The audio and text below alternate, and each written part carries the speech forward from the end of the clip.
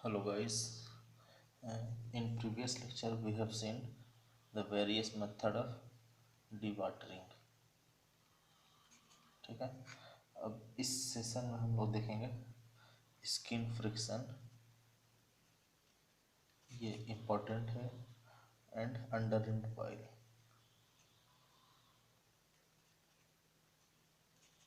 ठीक है।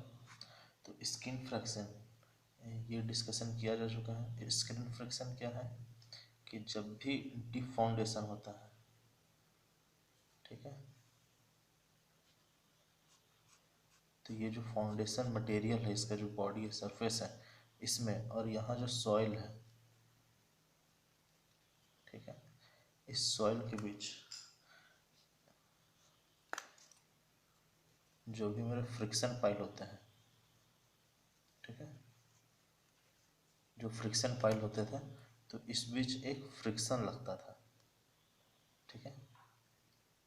इसको हम लोग बोलते थे स्किन फ्रिक्शन।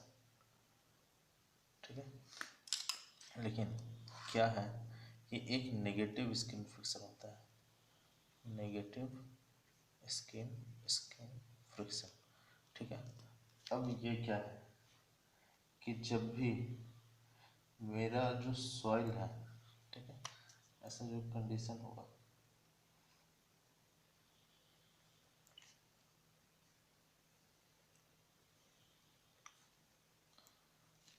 जो भी मेरा यहाँ फ्रिक्शन होगा, ये जो स्किन में फ्रिक्शन लगेगा, अगर यहाँ मेरा सॉफ्ट सॉइल है, ठीक है, सॉफ्ट अर्थ है,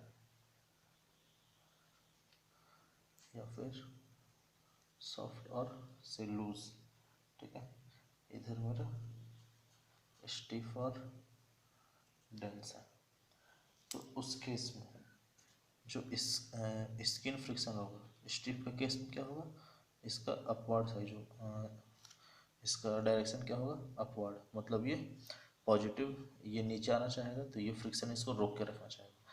लेकिन जस्ट इसके अपोजिट, जब सॉफ्ट सॉइल होगा, तब ये पाइल क्या है, यहाँ लोड अप्लाई होने के कारण ये पाइल नीचे जाना चाहेगा। ठीक है। तो ये जो स्किन फ्रिक्शन है, ये भी नीचे लगने लगता है।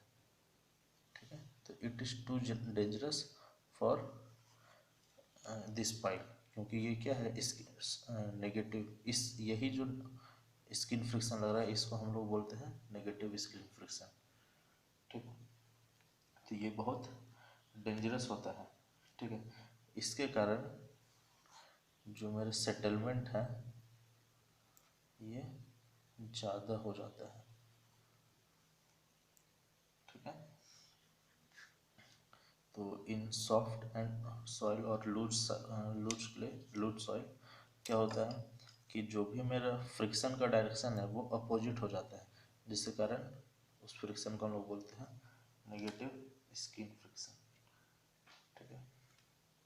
ये कहाँ होता है, तो सॉफ्ट सॉइल और loose soil. Now under reamed oil. ठीक है। अब कई सारे जो मेरा पाइल का केस है, different different pile, different different soil के केस में डिफरेंट डिफरेंट टाइप्स हम लोग पाइल्स यूज करते थे। ठीक है। तो for black cotton soil, black cotton soil में क्या होता है, स्वेलिंग, स्वेलिंग बहुत ज़्यादा होता है। ठीक है। ये बहुत एक्सपेंसिव सॉइल है, फैलने वाला। ठीक है। सो इस केस में, इस केस में जो भी मेरा पाइल्स होता है, जो हम लोग पाइल डिराइव करते हैं, इसके नीचे एक बल्ब टाइप से एक स्ट्रक्चर बना देते हैं। ठीक है। इसके बेस में एक बल्ब टाइप का बल्ब बना देते हैं, जिसके कारण इसका बेस क्या हो जाता है, एनलार्ज हो जाता है, बढ़ जाता है। इसी को हम लोग बोलते हैं रिम्ड पाइल। ठीक है। तो ये कुछ कुछ ऐसा होगा।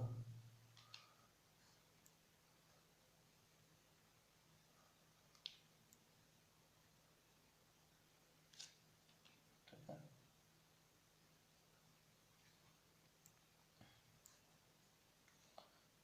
तो यही जो बल्ब स्ट्रक्चर है इसी के कारण इसका नाम पड़ गया रिम्ड पाइल। ठीक है, ये ब्लैक कॉटन सॉइल में बहुत इफेक्टिव होता है। ठीक है, क्योंकि ये क्या करता है, अर्थ को पकड़ के रखता है। ठीक है, अब इस नॉर्मल केस में जो भी मेरा पाइल का बेस है वो क्या है, दिस मच बी। लेकिन जैसे हम रिम्ड लगा देते हैं तो इसके नीचे जो भी सॉइल है, ठीक है, ये भी क्या है कि एनलार्ज बेस के जैसा काम करता है। ठीक है, तो इसका विड्थ लेते हैं B U, diameter B U. ठीक है, तो बी यू बाई बी मतलब ये जो है लगभग about 2 to 3 times of B रहता है। जो रिम्ड पाइल का जो डायमीटर होगा, लार्ज बल्ब का जो डायमीटर होगा, ये क्या है, इसके 2 to 3 टाइम्स होगा। ठीक है,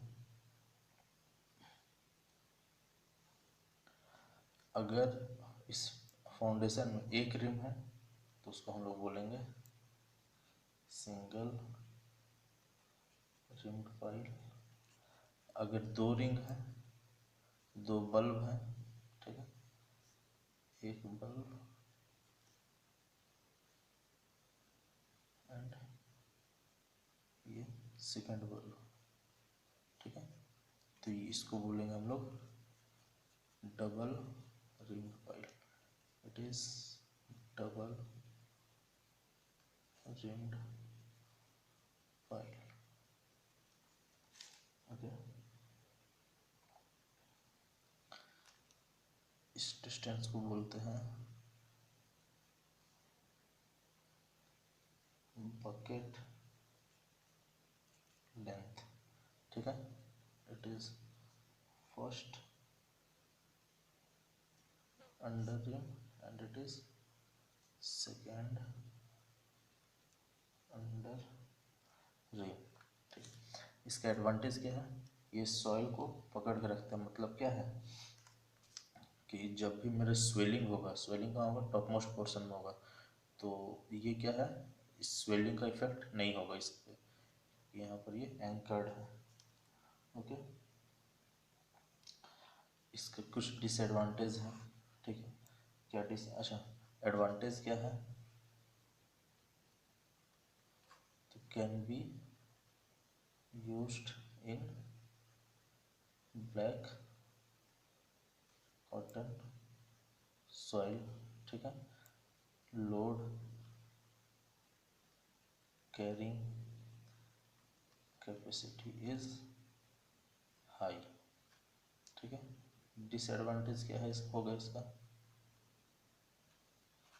डिसएडवांटेज है कि हाई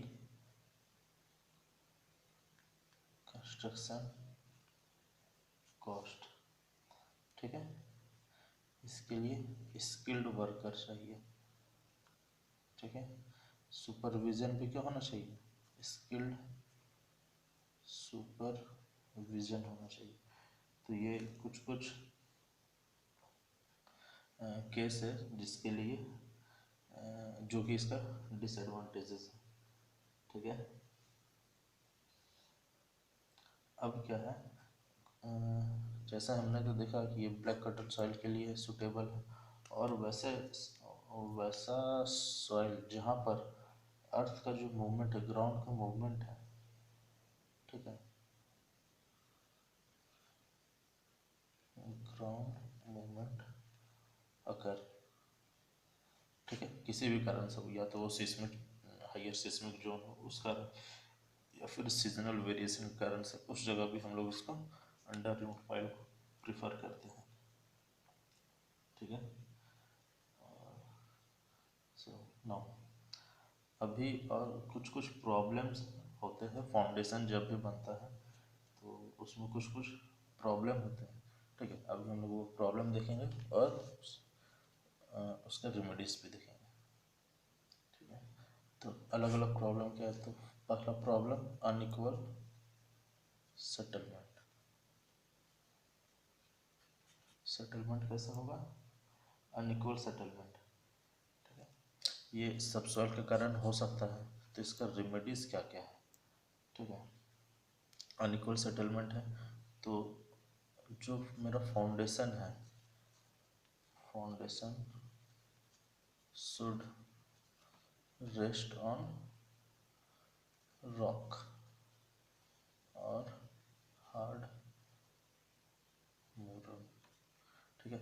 अगर फाउंडेशन को हम लोग रॉक के ऊपर या हार्ड मूरन के ऊपर रखेंगे तो अनइक्वल सेटलमेंट का चांसेस रिड्यूस हो जाएगा, मिनिमाइज हो जाएगा, ठीक है। और क्या है, जो भी हम लोग फाउंडेशन करें तो वो प्रॉपर डिज़ाइन हो, तो प्रॉपर डिज़ाइन ऑफ फाउंडेशन, ठीक है।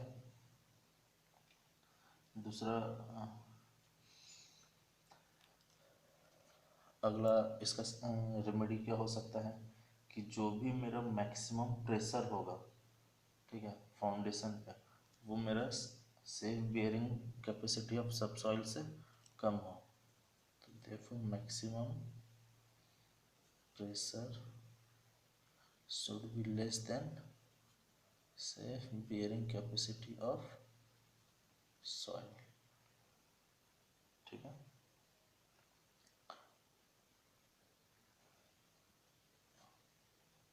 दूसरा प्रॉब्लम क्या हो सकता है, अनइक्वल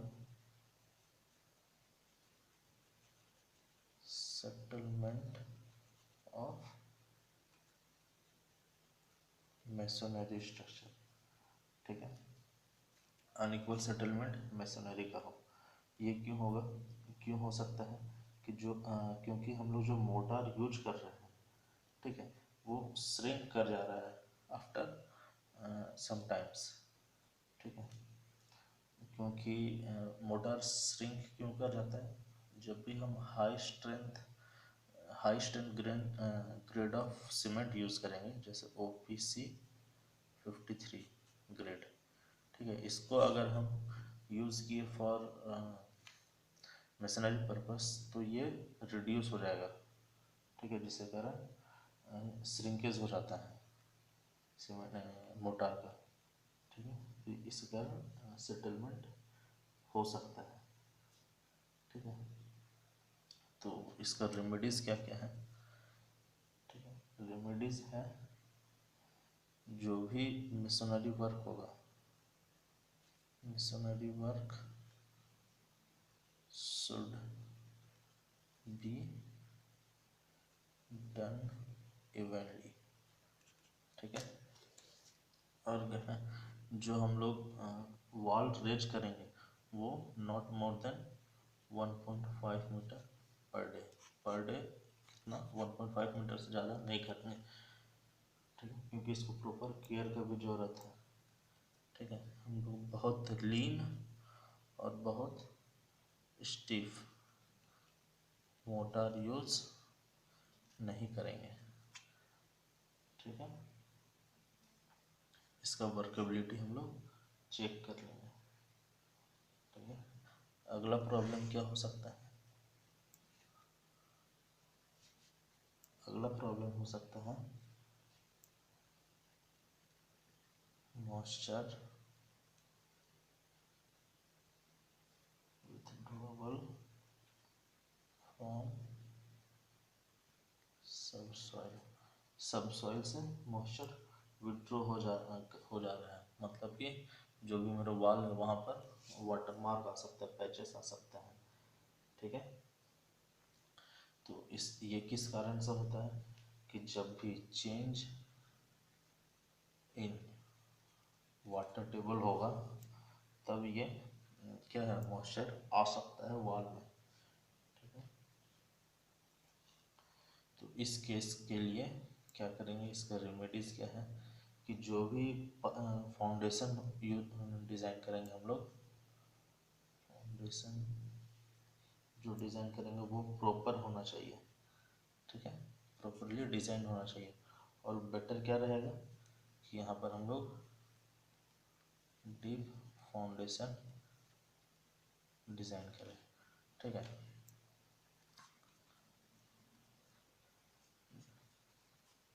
क्या है कि अगर पहले मान लेते हैं जब कंस्ट्रक्शन किए तब मेरा वाटर टेबल ये है, ठीक है।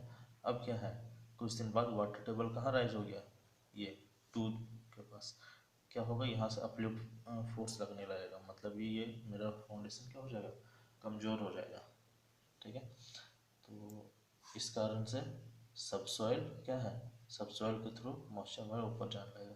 तो इसके लिए हम लोग डीप फाउंडेशन डिज़ाइन कर सकते हैं, ठीक है। अगला केस क्या होगा, अभी हमने देखा था रिम फाइल में कि हॉरिजॉन्टल मूवमेंट ऑफ अर्थ, ठीक है, और एडजॉइनिंग सॉइल, अर्थ में या फिर इसके अगल बगल के सॉइल में हॉरिजॉन्टल मूवमेंट होगा। तो हॉरिजॉन्टल मूवमेंट क्यों हो सकता है, या तो वो सिस्मिक लोड के कारण होता है, और in most of the cases black cotton soil, ठीक है, या फिर क्लेई सॉइल में, ओके, जो वाटर को रिटेन कर ले। इसके पोर्स में वाटर चल जाएगा तो ये स्वेल करेगा, पोर्स से वाटर निकल जाएगा तो श्रिंक कर जाएगा, तो ये केस हो सकता है, ठीक है। इस केस में जो सॉइल है उसका वॉल्यूम चेंज करेगा, जिसके कारण मूवमेंट हो सकता है, ठीक है। तो इसका रेमेडीज क्या है, जो भी मेरा फाउंडेशन हो वो वाइड बेस हो, ज़्यादा चौड़ा फाउंडेशन बनाए हम लोग, ठीक है, पाइल फाउंडेशन यूज़ करें, और पाइल में भी बेटर क्या रहेगा, अंडर रिम्ड पाइल, ठीक है। और क्या है, रिटेनिंग वॉल हम लोग डिज़ाइन कर लें, ठीक है। तो ये सब केस है, कुछ कुछ प्रॉब्लम्स हैं एंड रेमेडीज हैं, ठीक है। So that's all for this session. Be safe, be healthy, be inside. God bless you. नमस्कार।